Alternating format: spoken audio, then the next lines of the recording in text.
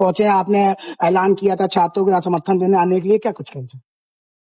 मुझे जो चल रहा है देश में वो सब देखा जा रहा, नौजवान परेशान हैं और उनकी आवाज को उठाना हर एक जागरूक नागरिक का और जनप्रतिनिधि का कर्तव्य है। उत्तर प्रदेश में भी कितने ही ऐसे पेपर हैं जो लीक हुए, कितनी भर्ती ऐसे जहां घोटाले हुए, चाहे 69,000 शिक्षक भर्ती हो, चाहे पुलिस का पेपर हो। देश भर में आज हम लोग जो हैं जिला मुख्यालय प्रदर्शन कर रहे हैं, हमारा प्रदर्शन यहां भी है। अगर उसके बाद भी सरकार मांग नहीं सुनेगी तो फिर इससे बड़े प्रदर्शन भी किए जाएंगे, चाहे राज्य स्तरीय प्रदर्शन हो, चाहे जेल भरे आंदोलन, या जो भी आंदोलन करके हम सरकार से बच्चों की मांग पूरी करा सकते हैं, उसके लिए हम लोग प्रयास करेंगे। लोकतंत्र में संवैधानिक मर्यादाओं में जिस तरह के आंदोलन हो सकते हैं उसके लिए हम लोग तैयार हैं। राहुल गांधी ने कहा है कि सब कुछ बंद कर सकते हैं प्रदेश प्रधानमंत्री जी, पर पेपर लीक नहीं बंद कर पाते। बिल्कुल सही बात, पेपर लीक बंद नहीं हो रहा है। पेपर लीक तो सारी सरकारों में हो रहे हैं, कई जगह पर तो विपक्षी सरकार है, वहां भी पेपर लीक हो रहे हैं। पेपर लीक तब तक बंद नहीं होंगे जब तक ठोस कानून नहीं बनेंगे।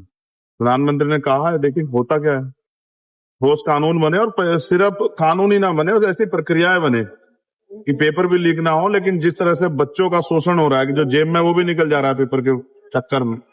भाई अगर 1 लाख बच्चे फॉर्म भरते हैं और वैकेंसी 5,000 है तो 95,000 का पैसा तो लग गया है ना, फार्म में लगे, आने जाने में लगे, सब कुछ लगे। तो जो नौजवान बेरोजगार है उसकी जेब क्यों काटे जा रही है?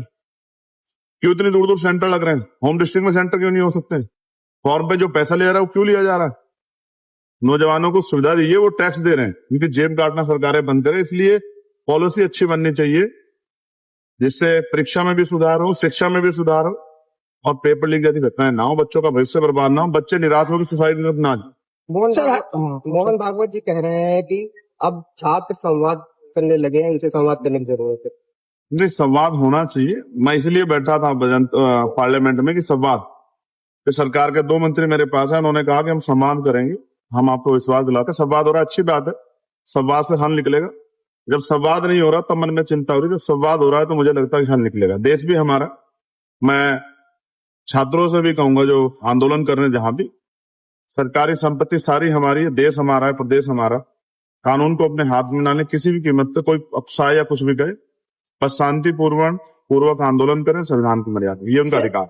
सर, जंतर मंतर पे जो प्रोटेस्ट कर रहे हैं सीजेपी के लोग, वो कह रहे हैं कि अब उनके खिलाफ रील बनवाई जा रही है, सोशल मीडिया पे पोस्ट करवाए जा रहे हैं, उसके उनको फंडिंग की जा रही है और एयरलाइंस की टिकट भी उनको दी जा रही है वहां पहुंच के माहौल खराब करने को लेकर। इसकी जिम्मेदारी सरकार की है कि ऐसा कोई घटनाक्रम ना हो, और ऐसा कुछ हो रहा है तो उसकी जांच होनी चाहिए। मैं कहूंगा जो प्रोटेस्टर जहां बैठे हैं वो अपने धरने पे उस तरह के वॉलंटियर नीतियां बनाए कि इस तरह का कोई भी एक्सीडेंट करता है तो पकड़ा जाए। समाजवादी पार्टी का धरना चल रहा था जिसमें पिस्टल दिखाने को लेकर के अखिलेश जी ने ट्वीट किया है। पुलिस आजकल पिस्टल से ज्यादा बात करती है, मुंह से कम करती है, गलत।